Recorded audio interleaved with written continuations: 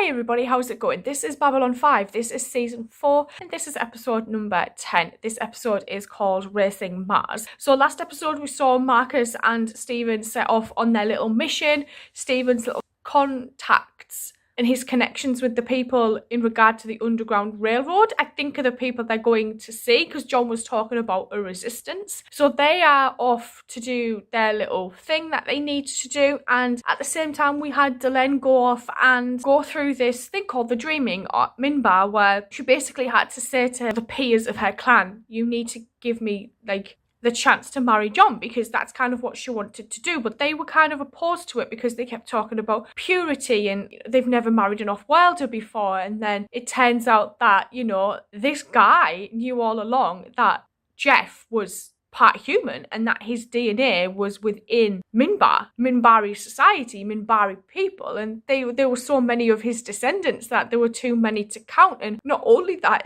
Delenn was one of his descendants. And for me, that's just one of the best things, because, I mean, I think everybody knows just, like, Jeff is, like, my favourite. And then to know that, like, my second favourite is, like, his descendant, it just makes this even more, like, I don't know. I just kind of, this show just kind of emotionally got me. And I don't know, I just kind of feel like a strong connection to those guys. And yeah, I just thought it was really cool to know that, like, she is his descendant, which kind of makes sense as to why she is the one, because, you know, she's his family. So that was really cool. I loved that. I'm really interested to see what happens in this one. So let's go. We've got 2, maybe 3 months of reserves, then we are going to start running out of things. Shit. Small things at first, then food. More important things. Something breaks, we may not be able to fix it.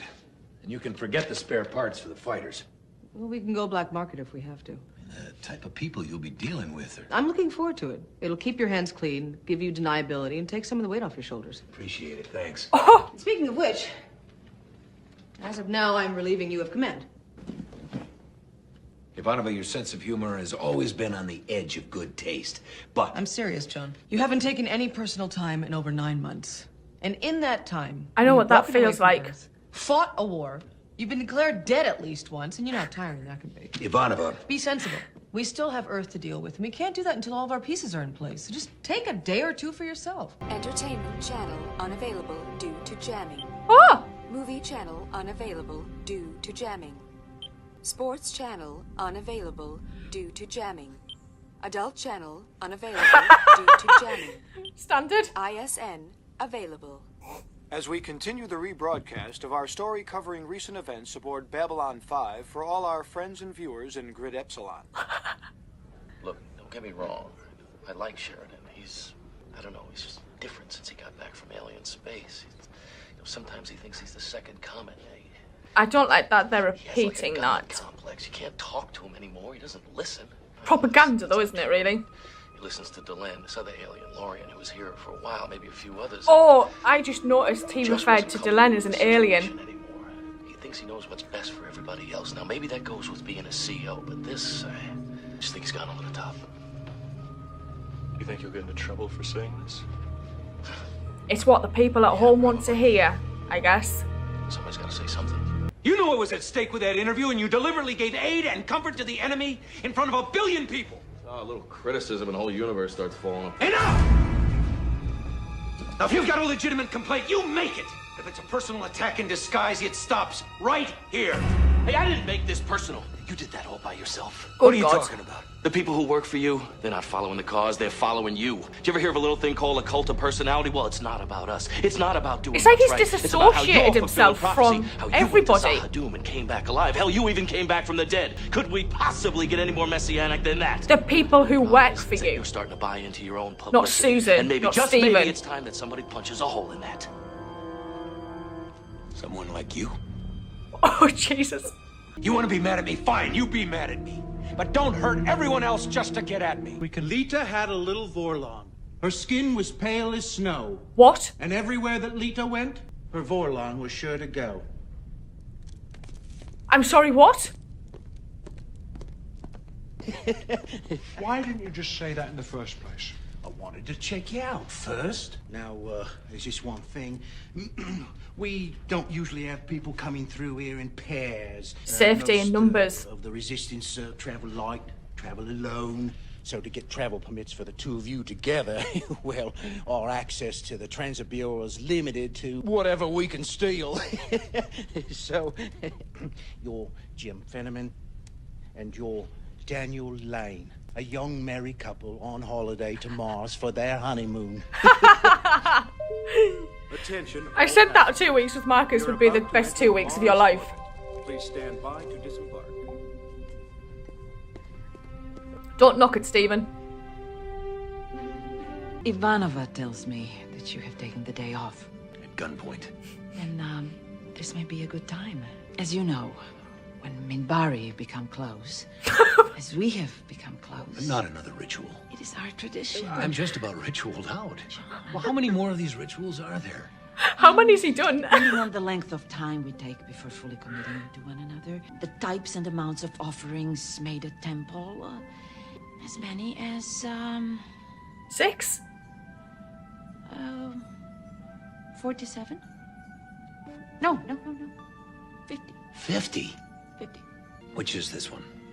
It is called Shan Fal, the third movement of preparation and mutual understanding. You come to my quarters, where we spend the night together, discovering one another's centers of pleasure. It is done with great deliberation, prayerfully, with respect and meditation. It is good for us to know all we can about one another. I want to see them for myself. Well, exposing yourself to risk. It's the nature of the job. I want to know what they're up to. Marcus, I say it.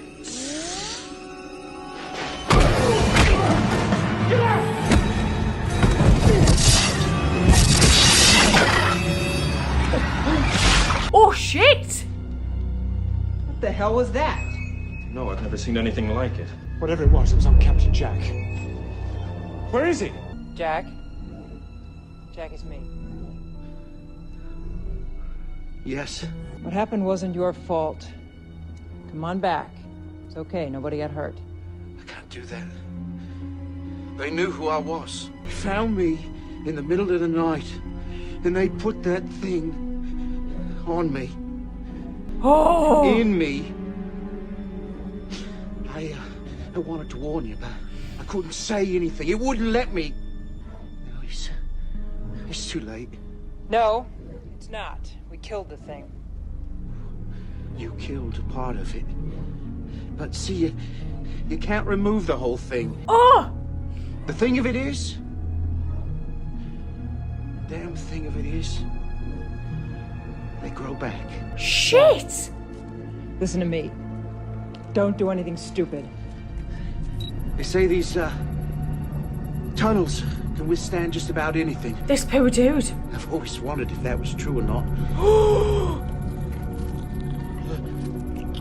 I guess I'll finally find out what my tax money's been doing all these years. Jack, go.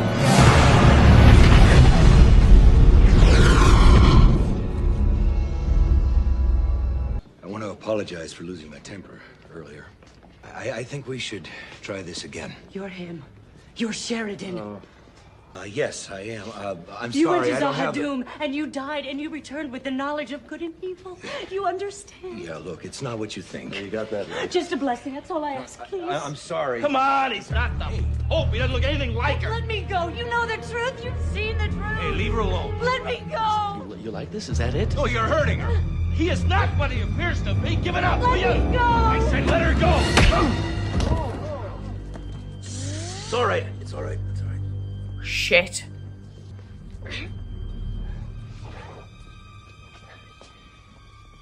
Shit.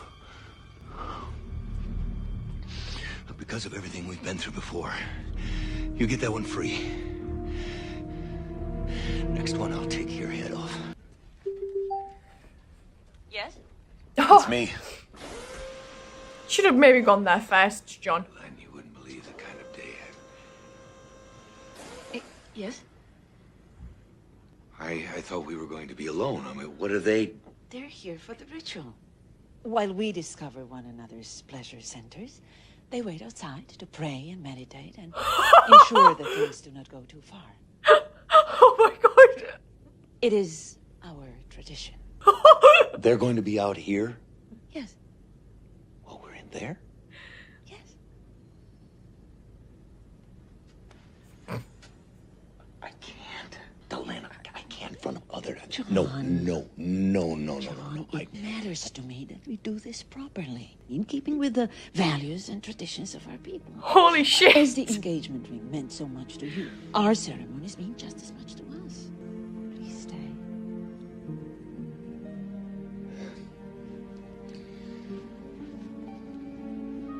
That's so awkward.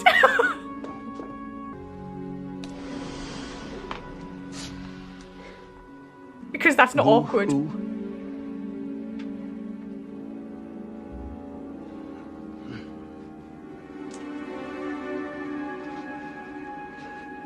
gonna lose everything we've been working for because of one man. That's what happens. It's exactly what happens when one man begins to matter more than the cause. Oh, God.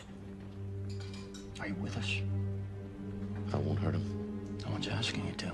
You give him to us when we tell you to. We'll see to it that he gets the help that he needs.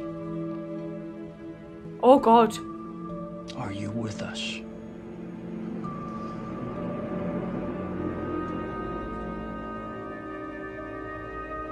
I'm with you. So Michael seems to think that John is starting to believe everything that people have been saying regarding this whole propaganda god complex that Clark's government is kind of putting out there via ISN. And these random men, I guess, that keep approaching him. But that's not the case at all, because we saw when John went to apologise to him and that lady was like saying, I just want a blessing. John was like, no, it's not like that. You need to understand, I'm guessing he can't really explain why he's here now because of Lorien.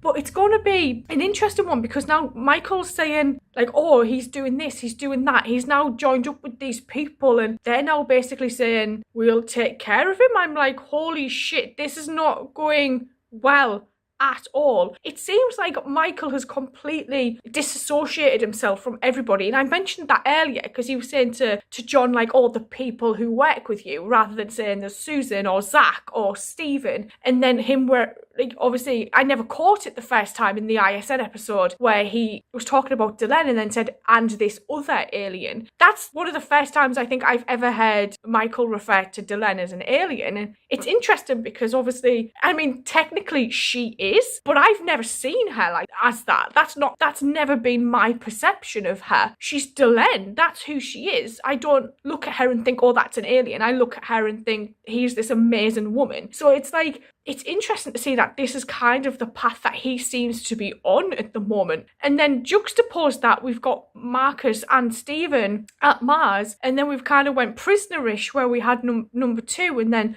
number 1, and we had this poor guy called Jack who had one of those things on him that's on the guy on Centauri Prime, the guy who's kind of looking after the place at the moment. And even Jack was saying it came in the night and it kind of took control. But interesting to learn that they can grow back, so there's basically no way of getting them off you, which kind of now makes sense in the Jakar Londo flash forward scene, because Londo must have realised at that point in time he can't get it off him. That's interesting. And then we've got John and Delenn doing more of these rituals, and it's always really sweet when we've got all of these like chaotic instances happening, and then we get these moments of just those two being normal together, as normal as they can be together, with all of these rituals that Delenn seems to have put him through, and the awkwardness of John having to go through that ritual with these other Minbari there and Linnea there, and then that elevator scene where John just was like, holy shit, like kind of how much did this dude hear? Probably everything. So that is an interesting insight into them, and we get these little tidbits sometimes that are just actually really nice to have in there, and it kind of dilutes everything else that's happening and kind of brings you back down to earth in a sense. So it's going to be interesting to see what happens next, because, God knows what is going on in Michael's head, and these people saying you'll bring him to us when we kind of want you to is worrying me. How is that even going to happen? I'm going to go watch the next one. I will see you guys later, so thank you.